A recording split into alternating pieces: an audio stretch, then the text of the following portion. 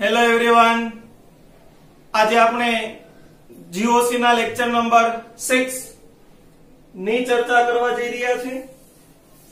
જે lecture reactive intermediate તરીકે ઓળખવામાં આવે છે। રિએક્ટિવ ઇન્ટરમીડિયેટ यानी કે પ્રક્રિયા મધ્યવર્તી, પ્રક્રિયા મધ્યસ્થી આયન। આ કોઈ સ્થાયી પ્રોડક્ટ નથી, પરંતુ આજનો આ લેક્ચર આપણને ઓર્ગેનિક કેમિસ્ટ્રીમાં રિએક્શન એન્ડ મિકેનિઝમ ને સમજવા માટે ખૂબ જ જરૂરી લેક્ચર થશે। આનાથી આપણે કોમ્પિટિટિવ એક્ઝામ ની અંદર વધારે મુખ્ય સ્થાયી પ્રોડક્ટ કઈ છે, કઈ મુખ્ય પ્રોડક્ટ બનશે, કઈ ગૌણ પ્રોડક્ટ બનશે, એની તુલના અને આપણે અભ્યાસ કરી શકીએ છીએ। એના માટે સૌથી મહત્વનો આજનો આ લેક્ચર થશે। હું છું આઈકે સર અને તમે જોઈ રહ્યા છો ગ્રીન કેમ યુટ્યુબ ચેનલ। તમારું હાર્દિક સ્વાગત છે। જોઈએ લેક્ચર નંબર 6 જીઓસી પ્રક્રિયા મધ્યસ્થી। ફર્સ્ટ છે કાર્બોકેટાયન। કાર્બોકેટાયન એટલે શું? કાર્બન ઉપર પોઝિટિવ વીજભાર હોય તેને કાર્બોકેટાયન તરીકે ઓળખવામાં આવે છે। કાર્બોનિયમ આયન પણ તેને કહી શકાય। કાર્બોકેટાયન રાસાયણિક પ્રક્રિયા દરમિયાન ઉત્પન્ન થાય છે। તેનું આયુષ્ય ખૂબ જ ક્ષણિક હોય છે। 10⁻⁶ સેકન્ડ દરમિયાન એ નાશ પામે છે। આટલા સમયની અંદર એ વિઘટન થઈ એક સ્વરૂપમાંથી બીજા સ્વરૂપમાં રૂપાંતર પામે। ખૂબ જ અસ્થાયી હોય, ક્ષણિક આયુષ્ય હોવાથી ખૂબ જ અસ્થાયી છે। રાસાયણિક પ્રક્રિયા દરમિયાન બની અને રહેતું નથી, સ્થાયી હોતું નથી। કાર્બોકેટાયન દ્વારા મુખ્ય નિપજ નક્કી થાય। ઉત્પત્તિ જોઈએ, કઈ રીતે કાર્બોકેટાયન બને છે તેના માટેની વાત। કાર્બન સાથે કાર્બન કરતા વધારે વિદ્યુત ઋણ પરમાણુ જોડાયેલો હોય ત્યારે બંધના સહિયારા ઇલેક્ટ્રોન વધારે વિદ્યુત ઋણ પરમાણુ X અથવા તો હેલોજન તરફ શિફ્ટેડ થાય અને કાર્બન પાસે ઇલેક્ટ્રોન ઘનતા ઓછી હોવાથી કાર્બન ધન વીજભારિત બનશે। ઇલેક્ટ્રોન યુગ્મ અન્ય વિદ્યુત ઋણ પરમાણુ તરફ ખસતું હોવાથી અન્ય પરમાણુ નેગેટિવ ચાર્જ ક્રિએટ થાય। એટલે કાર્બન પર પોઝિટિવ ચાર્જ, અન્ય પરમાણુ વધારે વિદ્યુત ઋણ છે તેના પાસે નેગેટિવ ચાર્જ। બંધના આ પ્રકારના વિખંડનને, વિભાજનને વિષમ વિભાજન તરીકે ઓળખવામાં આવે। એટલે કે જ્યારે બંધનું વિષમ વિભાજન થાય ત્યારે આપણને કાર્બોકેટાયન ઉત્પન્ન થશે। કાર્બન પાસે ધન વીજભાર ઉત્પન્ન થાય। જોઈએ કાર્બોકેટાયનની લાક્ષણિકતાઓ। 3 એના અંદર સિગ્મા બંધ હોય, 6 ઇલેક્ટ્રોન સ્પીસીસ હોય, અષ્ટક પૂર્ણ નથી, અપૂર્ણ અષ્ટક ધરાવે છે, માત્ર 6 ઇલેક્ટ્રોન છે। 6 ઇલેક્ટ્રોન ને લીધે 3 સિગ્મા બંધ હોવાથી sp2 એનું સંકરણ થશે, બંધ કોણ 120 થાય। જો એનું ઓરિજિનલ બંધારણ કાર્બન, તેની પાસે 3 સિગ્મા બંધ હોવાથી આ રીતના 3 સિગ્મા બંધ આપણે દર્શાવી શકીએ। અને આ ઓર્બિટ જે છે એ ખાલી p કક્ષક છે, ખાલી p કક્ષક, વેકેન્ટ p ઓર્બિટલ। એન્ડ આ 3 સિગ્મા બોન્ડ એક જ સમતલમાં આવેલા હોવાથી 1 2 3 સિગ્મા બોન્ડ, 3 સિગ્મા બોન્ડ ના લીધે sp2 સંકરણ થાય અને કોણ જે છે 120 થતો જોવા મળશે। એક સિગ્મા બંધમાં 2 ઇલેક્ટ્રોન હોય એટલે 3 સિગ્મા બંધમાં 6 ઇલેક્ટ્રોન થશે। અષ્ટક અપૂર્ણ છે, પૂર્ણ અષ્ટક નથી, 2 ઇલેક્ટ્રોન ઘટે છે। 6 ઇલેક્ટ્રોન સ્પીસીસ છે કાર્બોકેટાયન। સમતલીય ત્રિકોણ તેનો આકાર થાય, એક જ સમતલમાં ત્રિકોણની રચના કરશે, માટે તેને સમતલીય ત્રિકોણ તરીકે ઓળખવામાં આવે છે। પોતાના પાસે પોઝિટિવ ચાર્જ છે, ઇલેક્ટ્રોન ઓછા છે, માટે ઇલેક્ટ્રોન પ્રત્યે આકર્ષાય આ તત્વને ઇલેક્ટ્રોન અનુરાગી તરીકે પણ ઓળખવામાં આવે છે। કાર્બોકેટાયન ધરાવતી કેટલીક પ્રક્રિયાઓ।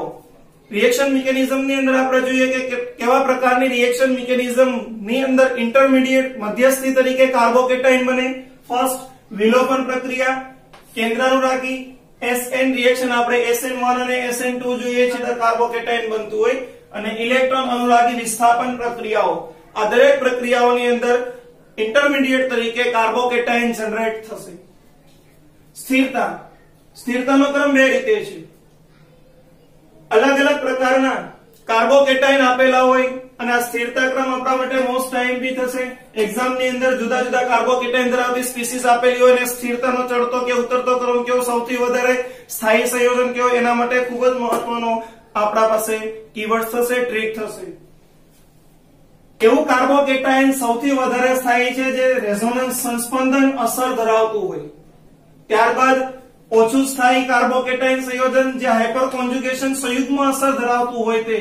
And last inductive effect. Inductive effect ધરાવતું કાર્બોકેટાઇન એ સૌથી ઓછું સ્થાયી કાર્બોકેટાઇન તરીકે વર્તે છે. ઇન્ડક્ટિવ અસર આપણે ભણી ગયા મુજબ પ્લસ I માઇનસ I છે. Resonance plus M minus M plus R minus I અસર છે. આ અસર છે જે આપણે આગળના લેક્ચર ની અંદર ઓલરેડી ડિસ્કશન કરી ગયા છીએ. સ્થિરતાનો ક્રમ જો લેવામાં આવે તો જુદા જુદા કાર્બોકેટાઇન ની સ્થિરતા આપણે જોઈએ.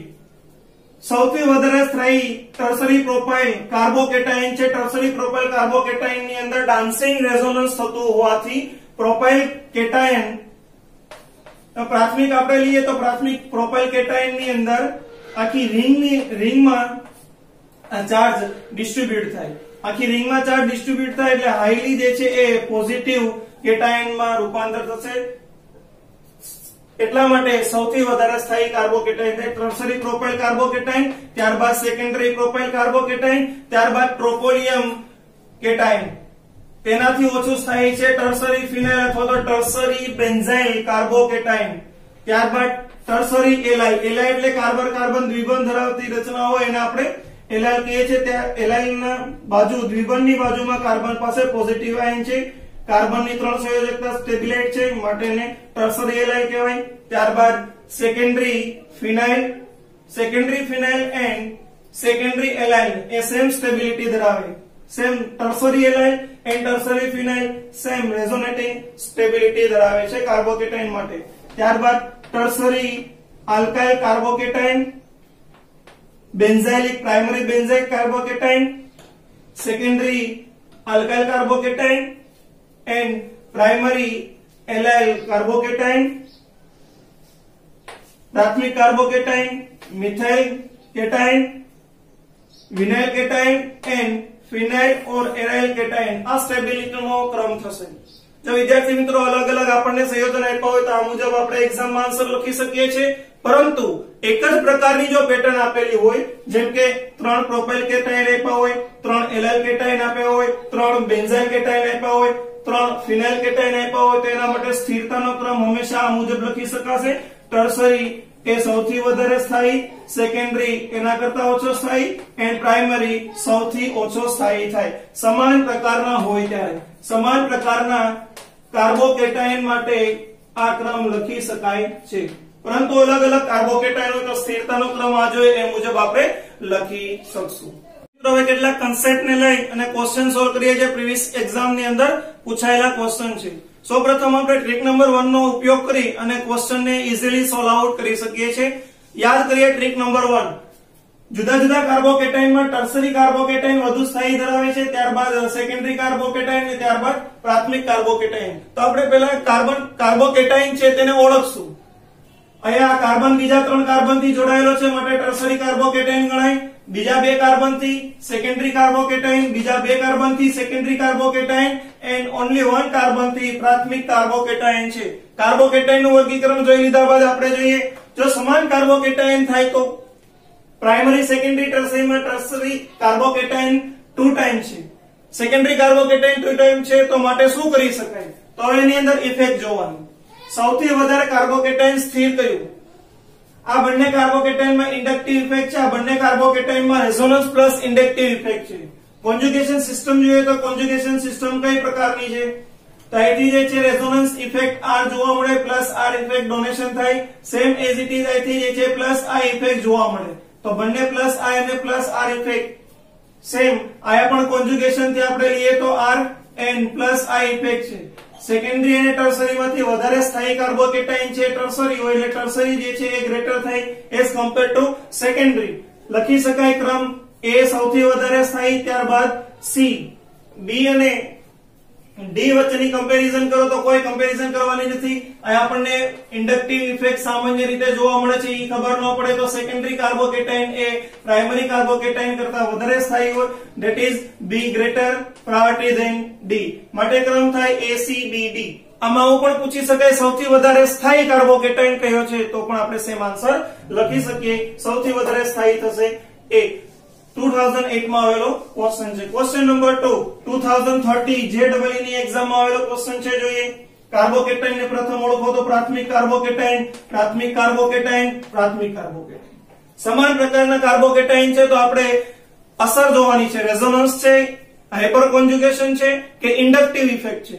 અને તેનો પણ આપણને ક્રમ ખબર છે કે સૌથી વધારે સ્થાયી એ રેઝોનન્સ છે, ત્યારબાદ હાઇપર કોન્જુગેશન ઇફેક્ટ છે, ત્યારબાદ ઇન્ડક્ટિવ ઇફેક્ટ છે. આ ટ્રીકથી આપણે ક્વેશ્ચન ને સોલ્વ કરી શકીએ. અહીંયા જો આપણે જોઈએ તો કોન્જુગેશન સિસ્ટમ છે પાઈ સિગ્મા કેટાઇન. સેમ આયા પણ પાઈ સિગ્મા કેટાઇન. બંનેમાં કોન્જુગેશન છે, બંનેમાં રેઝોનન્સ અસર જોવા મળે. આમાં પણ રેઝોનન્સ અસર છે, આમાં પણ રેઝોનન્સ અસર છે. પરંતુ બંનેમાંથી વધારે સ્થાયી રેઝોનન્સ અસર કયું સૂત્ર ધરાવે, તો કે બેન્ઝાઇલિક અથવા તો ફિનાઇલ કેટાઇન છે, એની સ્ટેબિલિટી સૌથી વધારે જોવા મળે. માટે C ગ્રેટર થશે A કરતા C સ્થાયી. ને અહીંયા માત્ર ને માત્ર આપણને ઇન્ડક્ટિવ ઇફેક્ટ જોવા મળે તો રેઝોનન્સ કરતા ઇન્ડક્ટિવ ઇફેક્ટ એ સૌથી ઓછું સ્થાયી હોય. માટે ક્રમ થાય CAB. લાસ્ટ ફરીથી આપણે જોઈએ તો કાર્બોકેટાઇન, ટર્શરી કાર્બોકેટાઇન, સેકન્ડરી કાર્બોકેટાઇન, સેકન્ડરી કાર્બોકેટાઇન.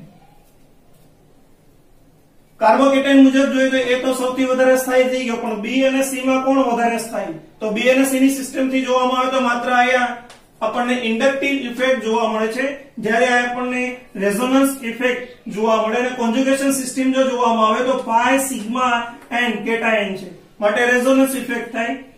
ઇન્ડક્ટિવ અને રેઝોનન્સ ઇફેક્ટ ની અંદર સૌથી વધારે સ્થાયી આપણને રેઝોનન્સ અસર જોવા મળે, that is A, B and C. આ ક્રમ આપણે લખી શકીએ છીએ. તો આ રીતે આપણે સરળતાથી બે ટ્રીક યાદ રાખી અને ઇઝીલી ક્વેશ્ચન ને સોલ્વ આઉટ કરી શકીએ છીએ. વિદ્યાર્થી મિત્રો, આ કેટલાક તમને પ્રેક્ટિસ માટેના ક્વેશ્ચન આપેલા છે.